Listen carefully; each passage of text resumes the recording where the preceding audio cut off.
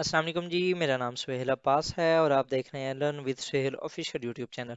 नाज़रीन, आज हम देखेंगे कि कि इस्लाम पाकिस्तान और रशिया के जो रिलेशंस हैं, उसके ऊपर पहले तो मैं तकरीबन 5 से 6 वीडियोस बना भी चुका हूँ।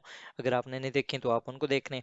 और हम ये देखेंगे कि पाकिस्तान ने रशिया की तरफ अपना हाथ बढ़ाया था for taking discount crude oil at discount prices 30 to 40%, लेकिन रशिया ने मना कर दिया। वो हम जानने की कोशिश करेंगे कि पाकिस्तान को ऐसी क्या ज़रूरत पड़ी कि वो रशिया के पास गया। दूसरा हम ये देखेंगे कि रशिया ने रिफ्यूज़ क्यों किया है। तो स्टार्ट करते हैं जी। सबसे पहले पाकिस्तान के जो मिनिस्टर ऑफ पेट्रोलियम हैं, शायद ये डॉक्टर मुसद्दिक मलिक, इनकी सरबराही में कुछ जो वफद है एक, वो रशिया पहुंचा। उन्होंने वहाँ पर डिमांड की है कि हमें जो क्रूड ऑयल है जिस तरह आप दे रहे हैं बाकी भी कंट्रीज को, तो वो दें। तो उसके ऊपर हम बात थोड़ा सा देखेंगे। सबसे पहले ये देखते हैं कि why Pakistan ask Russia for 30 to 40% discount on crude oil. तो उसकी जो बेसिक लॉजिक है, जो बेसिक रीज़न है, वो ये है कि इस टाइम दुनिया के अंदर जिस तरह इन्फ्लेशन है, पाकिस्तान के अंदर भी काफ़ी ज़्यादा हो चुकी है। जो इंडिपेंडेंट स्कॉलर्स हैं उनके मुताबिक 42% है। गवर्नमेंट के स्टेट्स के मुताबिक 27-28% के राउंड अबाउट पाकिस्तान के अंदर इन्फ्लेशन हो चुकी है। तो उस इन्फ्लेशन की वजह से हमें अब हमारे पास फॉरेन एक्सचेंज रिजर्व्स भी काफ़ी कम है।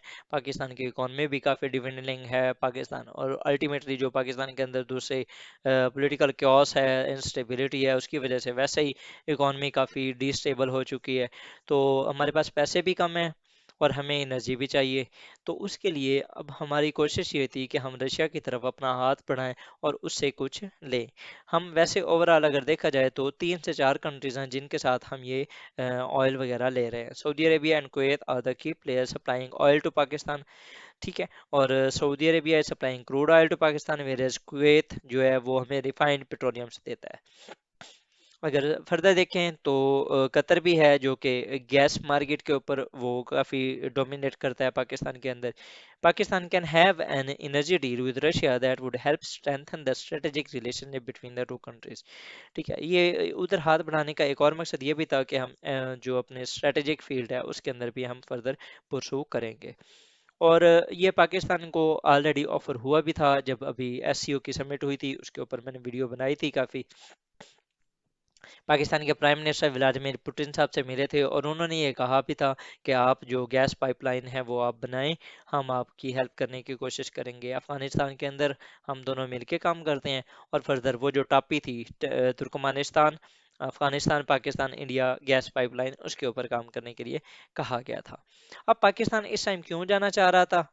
कुछ रीजन ये मैंने बताई हैं। पहली इन्फ्लेशन, दूसरा पाकिस्तान अपनी जो एक मार्केट है उसको एक्सपेंड करना चाहता है, तीसरा रशिया की तरफ से क्रूड ऑयल जो है वो सस्ते दामों में मिल रहा है, चौथा पाकिस्तान को एक नो ऑब्जेक्शन सर्टिफिकेट भी मिल चुका है बाय द यूएस। ठीक है, एनओसी एक जिस तरह के कहते हैं, because we are acting right now as a colony of USA. Because colony कहना वैसे वर्ड एक थोड़ा सा नामुनासिब होगा। मतलब कि हम इस टाइम पाकिस्तान के ऊपर इन्फ्लुएंस काफ़ी है यूएस का, आप ये कह सकते हैं। मतलब कि हम ओवरऑल हर लिहाज से अगर देखा जाए, यूक्रेन का इंसिडेंट हो, चाइना का हो, इंडिया का हो, रशिया का हो, अफगानिस्तान का हो, तो हम जो इन्फ्लुएंस होते हैं by the US, it is reality. और सऊदी अरेबिया से भी होते हैं। तो अब रशिया की तरफ जब हमने ऑयल लेना था तो उसके ऊपर हमें एनओसी चाहिए था, एंड वी हैव रिसीव्ड। कैसे? We recognize the pressure that, ये यूएस के जो उसको सिक्योरिटी एडवाइज़र हैं उनकी स्टेटमेंट है, नेड प्राइस। उन्होंने कहा है कि we recognize the pressure that governments are facing to secure affordable fuel supplies.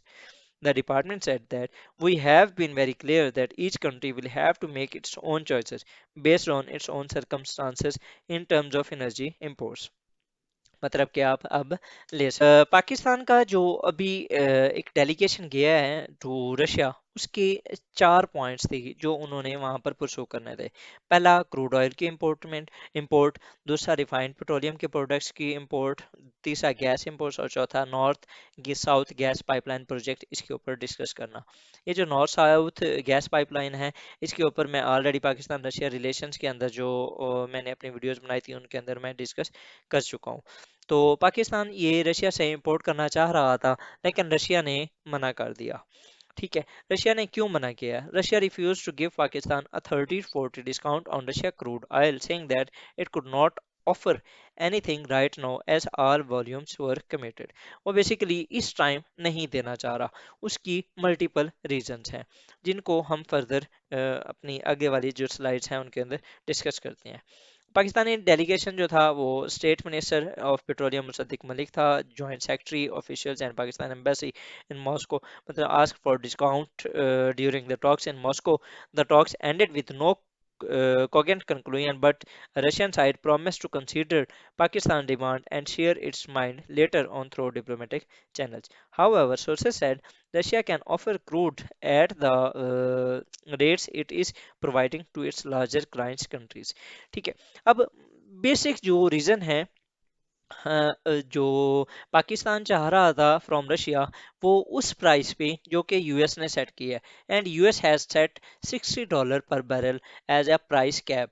अब ये जो प्राइस कैप है इसको हम टिल एंड आखिर में जाके इसको डिस्कस करते हैं कि यूएस एंड ईयू ने मुख्तलिफ कंपनी ओवरऑल दुनिया के अंदर ये सेट किया है कि अगर आप रशिया से लेना चाह रहे हैं ऑयल, तो आपको जो प्राइस पे करनी पड़ेगी वो जस्ट $60 पर बैरल होगी। ठीक है, और जो रशिया है वो कह रहा है कि मैं इस प्राइस पे आपको ऑयल नहीं दे सकता।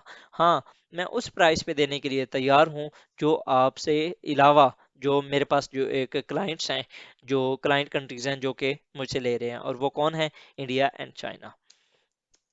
तो रशिया के जो रिजर्वेशंस हैं वो क्या हैं जी? Pakistan to first to honour its commitment to the flagship project. उसने कहा कि पहले आप देखें जो हमारा स्ट्रीम गैस पाइपलाइन जो हमारा एक प्रोजेक्ट चल रहा है उसके ऊपर काम करने की कोशिश करें कि आप उसको पहले ख़त्म करें। फिर Pakistan side during talks mention its desire to change the model of PSGP projects. The Russian side said that the model of project under government to government arrangement has already been finalized and some other clauses of the shareholding agreement was yet to be finalized। तो बात ये है कि Pakistan stream gas pipeline जो है ये काफ़ी अरसे से पेंडिंग जा रही है। ये तकरीबन 2014 या 15 के अंदर साइन हुआ था। उसके बाद से ऑनवर्ड 2022 तक ये 3 से 4 बार रिवाइज हो चुका है। उसके बाद भी अभी तक इसके ऊपर इसकी कंप्लीशन के कोई भी जो असरात हैं वो नज़र नहीं आ रहे। तो अब अगर फॉर एग्जांपल रशिया ने रिफ्यूज़ किया तो उसके पीछे 2 से 3 वजूहात हैं। पहला, पाकिस्तान की गवर्नेंस के प्रॉब्लम्स, मतलब कि एक प्रोजेक्ट आपका जो उनके साथ है और वो देना भी चाह रहे हैं लेकिन आप उसको सॉल्व ही नहीं कर रहे।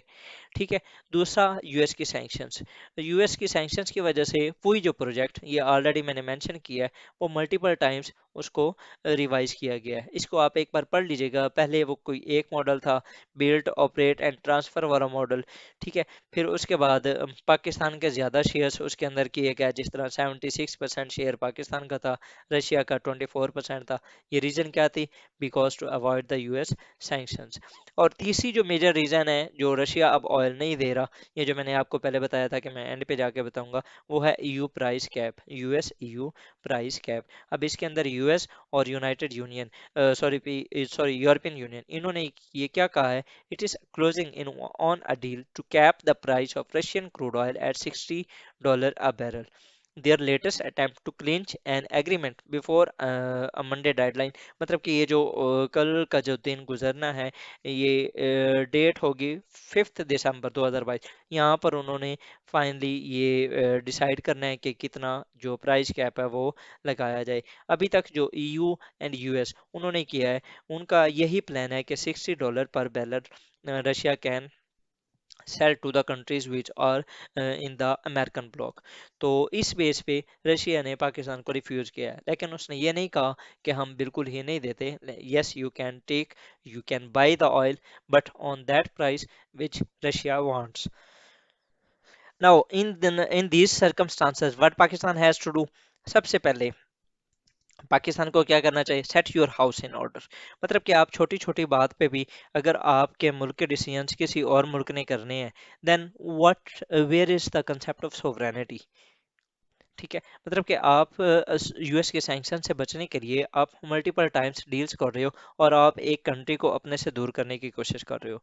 It has to, Pakistan has to be learn to a delegate balancing act, मतलब कि उसको एक बहुत ही एहतियात के साथ बैलेंस करने की ज़रूरत है in its relation with the major powers. दूसरे नंबर पे political stability, it is also hindering the performance of Pakistan in the inside and outside of the country. Similarly आप इकोनॉमिक स्टेबिलिटी, अगर आप इकोनॉमिकली स्टेबल होंगे तो आप उस प्राइस पे ले सकते हैं जिस प्राइस पे रशिया देना चाह रहा है। ठीक है, ये ऑलरेडी मैं आपको बता चुका हूँ। उसके बाद जी आपने ये डेलिकेट बैलेंसिंग एक्ट आपने इसको भी अपनाना है between Iran and KSA, because आप ईरान के साथ भी डील कर सकते हैं, आप उससे भी सस्ती जो ऑयल है उसको ले सकते हैं। लेकिन मसला ये है कि आपके सऊदी अरेबिया के साथ इस तरह के रिलेशंस हैं कि आप उनको सऊदी अरेबिया को ईरान की कॉस्ट पे हम वो नहीं कर सकते। मतलब कि हम जिस तरह हर दूसरे तीसरे महीने या हर 5-6 माह बाद हम जब सऊदी अरेबिया पहुंच जाते हैं for taking some sort of deferred oil payments, या किसी तरीके से हमें अब अगर फॉरेन एक्सचेंज रिजर्व्स में हमें ज़रूरत होती है, हम वो ईरान से नहीं कर सकते, because Iran is also a sanctioned country by the US. तो ultimately you have to manage all about the things, all around the things। ये जो एक फस सा क्रिएट किया गया है, एक मेस क्रिएट किया गया है, you have to be some sort of maneuvering capabilities to live in this era of uncertainty. So in this Vaji, I would like to thank you for watching my video. If you find it informative, like, subscribe, and share with your friends. Allah Hafiz.